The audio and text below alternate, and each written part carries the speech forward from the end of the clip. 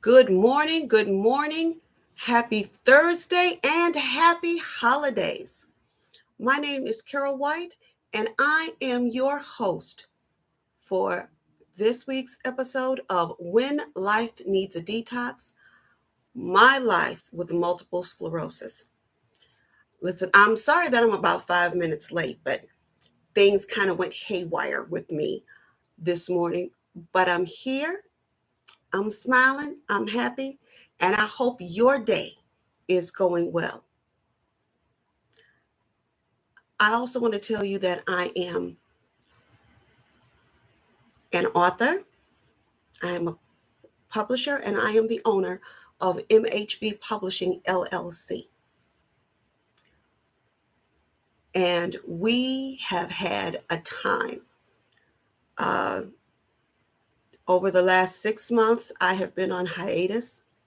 I told you guys the last time I was on video that I was not well enough emotionally to continue, and that I would be back when I was able to continue, because if I'm not well physically, mentally, and emotionally, I can't help you. So I chose to help myself.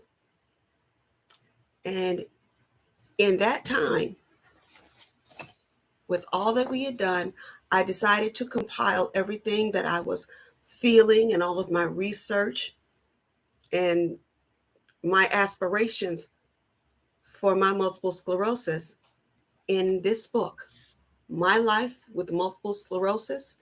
It looks the way I make it look. It's also in large print because realistically, my eyes are not what they used to be. But this book is now available on Amazon.com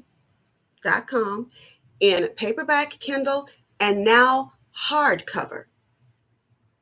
So for those of you who are fighting MS the same as I am, get this book, because we not only talk about what's really going on with us, our symptoms, and our feelings with diet and exercise. There are loads of references in this book so that you don't have to go out and do all of the research by yourself. I chose to do the research and compile what I felt were some of the better resources in this book. It's a great accompaniment to have, and you need it in your arsenal. I'm telling you, it will help you. And it will let you know that you are not alone. And you've got references right at your fingertips. Check it out. Now, and no, I'm not ashamed of my shameless plug. You all know that already. You know I'm not ashamed. But let's get to today's topic. And actually, it's coming from the bonus chapter that I have up and available for you right now. I'm going to put it in the link, in the feed rather, once I'm done. So let me get myself together. Hang on a second, y'all. You know me and computers don't go well together. You remember, y'all know I'm slow. Hang on. I'm getting it there. And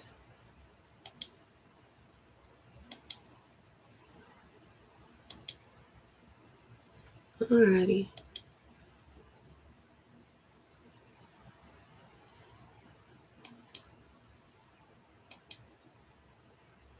Oh, there it is. There. Okay. Perfect. All right. So, y'all know I'm doing this right now because now that I've told you that there's going to be a link, if I don't put it in,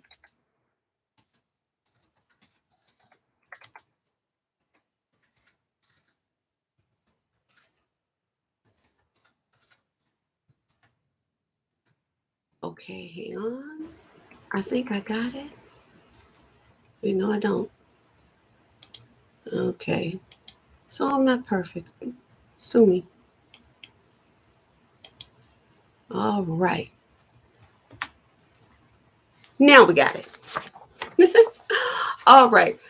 So this morning's topic is resigning your voice, the ultimate self-betrayal. This summer, I went through a guilt-ridden depression. I finally gave proper mourning to the loss of my mother after more than 8 years. I mourned the loss of my dog baby, and I primarily mourned the loss of my mobility and independence due to my multiple sclerosis. And within that aspect of mourning came the realization that I had lost my voice. I felt as if no one was listening to me, and I was tired of talking and not being heard. As I sunk deeper into my depression, I found I didn't like the person I was becoming. I was allowing circumstances to happen to me. I had not voiced my dissatisfaction with my neurologist. I wasn't telling my husband what I needed him to hear from me in order to help me in my fight with MS. Long story short, I resigned my voice. I betrayed myself. In this fight with MS, you have got to remember that you have to take the point position in your fight.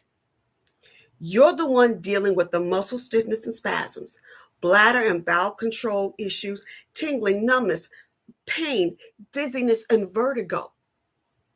Not to mention the sexual dysfunction, cognitive issues, muscle weakness, fatigue, memory loss, lack of coordination, and depression. And I also want to add insomnia. If you don't advocate for you and your MS, it's pretty much a guarantee that you will leave yourself open to how the world decides to treat you. So, how do you reclaim the voice you resigned? You must make the decision to speak up. That's right. You have to use the voice that you yourself silenced. Now, I'm not going to lie to you. This is not an easy thing. It is not as easy as it sounds. The problem with resigning your voice is that you may become comfortable about not speaking your truth. You may become afraid to use your voice for the same reason you stopped using it in the first place. Because you thought no one was listening. Now, let's clarify our problem. You weren't using your voice with the right people. Stop talking to people that are not listening. In my situation, I felt as if my former neurologist was hell-bent on forcing my ever-changing symptoms into her diagnosis rather than finding out my true diagnosis. Instead of finding out what my problem was, she just wanted me in this little old box. I had to change hospitals to get my proper diagnosis of primary progressive MS. Now, even though this change got me the help I needed, I couldn't help but think that the 8+ years I spent with my former neurologist and her faulty diagnosis cost me precious time in my fight. The thought not only angered me beyond belief, but this also brought me feelings of guilt for not saying more and advocating for myself more than I had. I was eventually given the patient relations email information for Rush University Medical Center by my primary care physician, who suggested I let the proper authority within the hospital know what was going on. Now, I'm not going to read the whole letter. I'm going to leave that for you all that go and get the free chapter. Okay? So we're going to actually skip over the letter. It's a good one, though. You might want to go get that free chapter. Now, the result of this letter was a patient relations representative reached out to me for further information and wanted to know what resolution I was looking for.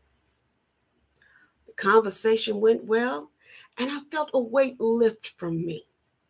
It was at this moment I realized that my voice was an integral part of my arsenal in my fight with MS, and I'd made the worst decision ever when I resigned not to use it.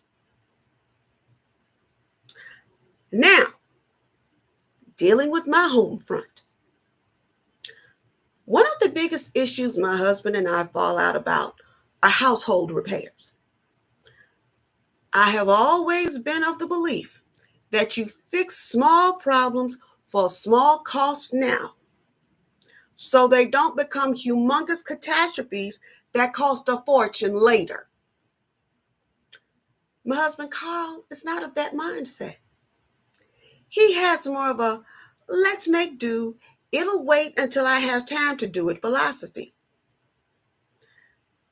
Because my MS causes severe fatigue, I did not have the energy to constantly tell my husband the same things repeatedly and get the same negative results. So I resigned to hold my peace and let him take the lead. Meanwhile, to my standard of living, my house is falling apart. I'm starting to stress way the hell out. And my MS symptoms are increasing by leaps and bounds because of this situation. Now, after having some discussions with a couple of friends, two things were made very clear to me. I was not being true to myself, and my voice was necessary in order to get the results I desired. Additionally, I realized I was asking Carl, as it turned out, to go beyond his skill set. You cannot ask people to do more than they are capable of doing. If my husband wouldn't or couldn't get these repairs done, there were others that could. All you have to do is pay them. I made appointments with carpenters and with a couple of handymen that were more than happy to do the work. This even inspired my husband to take on one or two projects himself. How's that for using your voice? Now that I am back in the groove of using my voice, I made a solemn vow for my life, for the sake of my physical, mental, and emotional well-being.